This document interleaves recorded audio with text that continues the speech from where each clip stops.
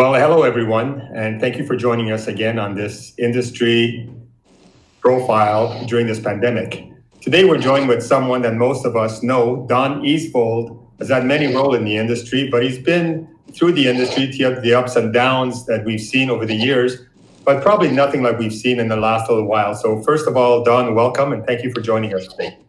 Thank you. Thank you for inviting me, and always love to talk about our industry. Well, you've certainly been a force and a leader in the industry, having many roles from marketing, to sales, the product design. But before we get into that, how's you and your family faring? Everybody safe? Everybody well? Everybody's doing well. We're kind of separated. I have my son up in Seattle, my daughter in Phoenix, and my other daughter in Cancun, and I'm here with my wife in Puerto Venturas. Well, we share something in common. I've got my son in Vienna and my daughter in Toronto, but everybody is safe, and I think at bottom line, and that's the most important. Don, you've had many roles in the industry, as we mentioned before. How has this pandemic affected the market in Mexico? Well, put it this way, I've never seen anything like this before. We've naturally, back in the 80s, we went through the oil crisis. Then we have the SARS here, and we've gone through hurricanes. But right now, this pandemic, the COVID-19, is definitely has put everything at a standstill. And as far as Mexico is concerned, we're hoping to open up some of the hotels on June 15th. And a lot of it's going to depend upon when the United States opens up the non-essential travel to Mexico. That will definitely tell us where we're going to be going over the next year until they have a vaccination. You know, you hear that many people have different opinions on what should be the strategy to open up the markets again, but fact still remains that this is a very serious virus that's affected us. People are dying, but people still feel that they need to get out and to travel. And over the years, we've seen our industry come up at the forefront. When we're past a tragedy, traveling seems to increase. Do you see the same happening with us?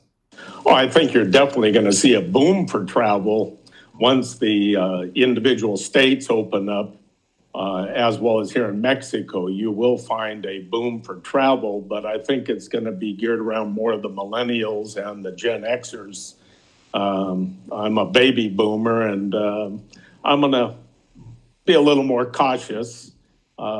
Driving, I think you're going to see more driving vacations in the initial phase until people become more comfortable.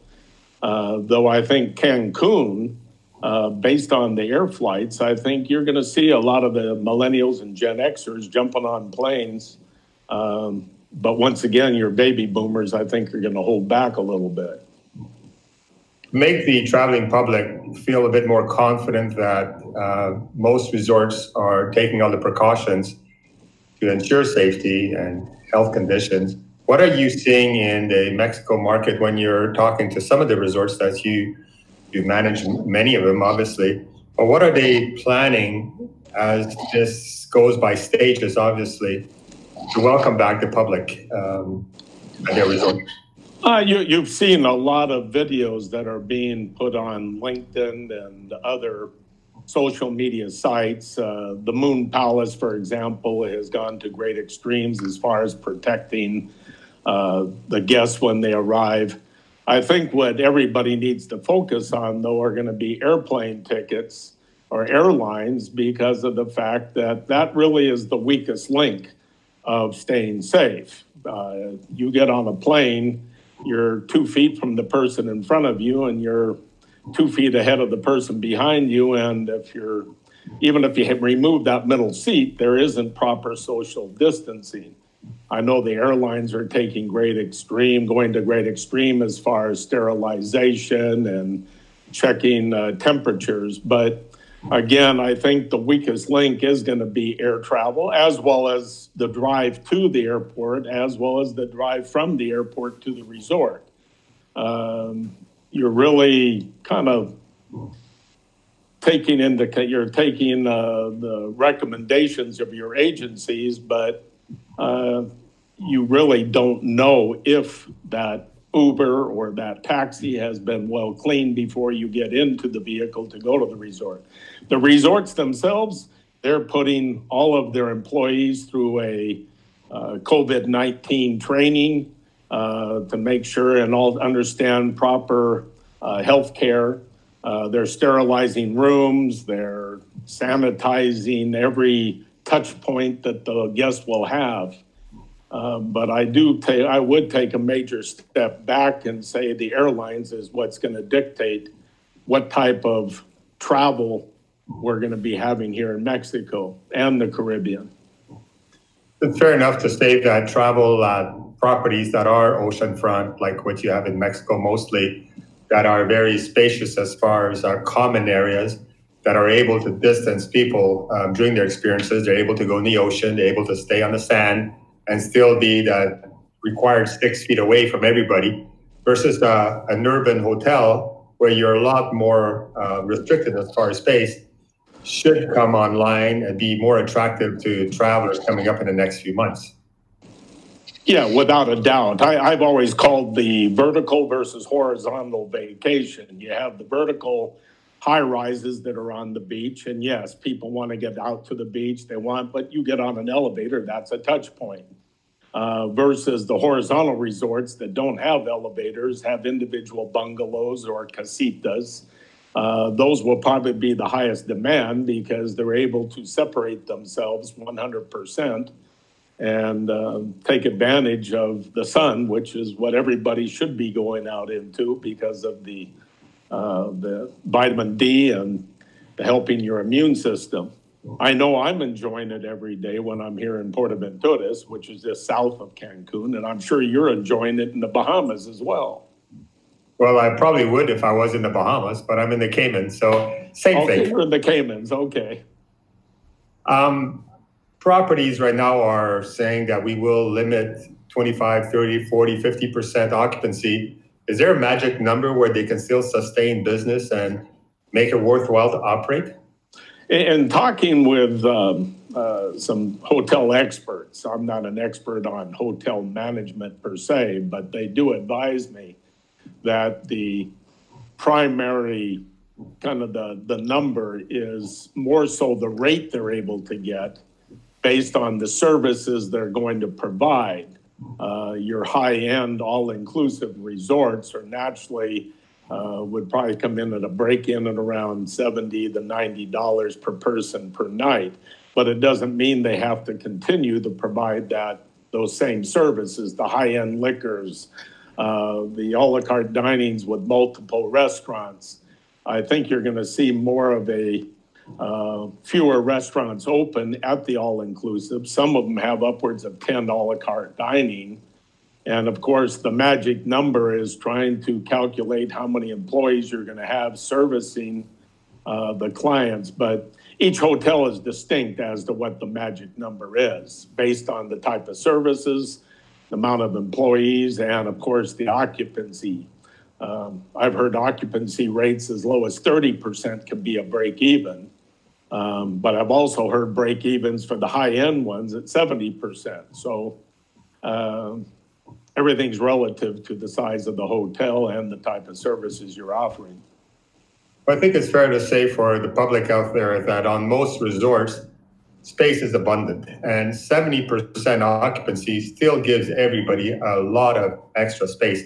You're seeing on a lot of news media right now, congregations in pools, and it's horrific to see how some people are responding to that and just ignoring the fact that this is a virus that can kill. And even though the percentage is small, our behavior is very important. And I'm saying for what we're seeing in the resort industry is they're taking it very seriously, but at the same time, they want to be able to provide their members, especially people that are committed to a vacation plan of some type, they want to be able to provide these members some good experience on a yearly basis like they signed in for. Yeah, very true. I mean, and that's their goal is any guests that do arrive. I remember probably one of the most devastating periods here in Cancun was after Wilma, where the hurricane literally put everybody out of business for 4 months. Contrary to the hurricane we had in '88 with Gilbert. In '88, they all dropped their rates, and it took pretty close to 5 to 10 years to recuperate the rates that the hotels were getting. After Wilma, it was kind of a mutual knowledge that they didn't want to go that way. So when they opened up, the rates did maintain the integrity they had prior to the hurricane. But right now, some of the indicators I'm seeing, seems like some of these rates are going to be going down, which again, I think will draw the millennials and the Gen Xers that are more rate conscious than they are experience or the luxury experience that the baby boomers are looking for. Sure. But the hotels will definitely be offering their services, and I think they're going to have to make adjustments accordingly as well. Once they start receiving the travelers and at what rate they're going to receive the travelers. Well, many of our colleagues have been hurt by this. Unemployment rates are sky high. A lot of people within our industry are depending on leaders such as yourself to be able to give them that confidence that we will be okay through this, that jobs will come back, because it's been difficult for many, many people. If you had an opportunity, and maybe this is one of them, to address them, the workers, the people that are really making experiences worthwhile for all our guests, that are waiting for a word of encouragement or positive, what would you tell them? I truly believe we will be back traveling. I think you're going to end up with an abundance of tourists coming here. I'll still hold to my statement, though, that the baby boomers will be a little more cautious, though I do know friends of mine that will be coming. But the people are anxious to get out into the sun, especially after being bunkered in up in cold weather and Canada, the United States. And now the sun's starting to come out in Cancun and its beaches. Jamaica, the Caribbean in general, they're all going to be wanting to travel. As far as the people that will be traveling, I think our industry in particular has to adjust product. I think you're going to need to go to a 5 and 10 year product rather than this lifetime, geared more around the millennial way of thinking as well as the Gen X way of thinking. I think we're going to be seeing a definite decrease in average price per membership because of this. But in the end, we're still going to be in business. And in the end, we're going to be employing all those following suit with the hotels, all the hotel labor, all the operations you need for clubs.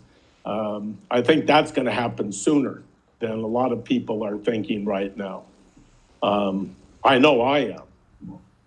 Yeah. Well, Don, thank you so much for your time. I know you're busy, as you always are. It's great to see you at all these conferences, and hope to see you on the Mayan Riviera in the very near future. I look forward to seeing you again, too. I'll, as well as hopefully with all the hotels open and everybody working and looking at the pandemic as something of the past. Okay, thank you. Thank you. Well, everyone, it seems pretty clear, even talking to somebody like Don Eastvold that's been involved in the industry for a quarter century or more, that we will survive this.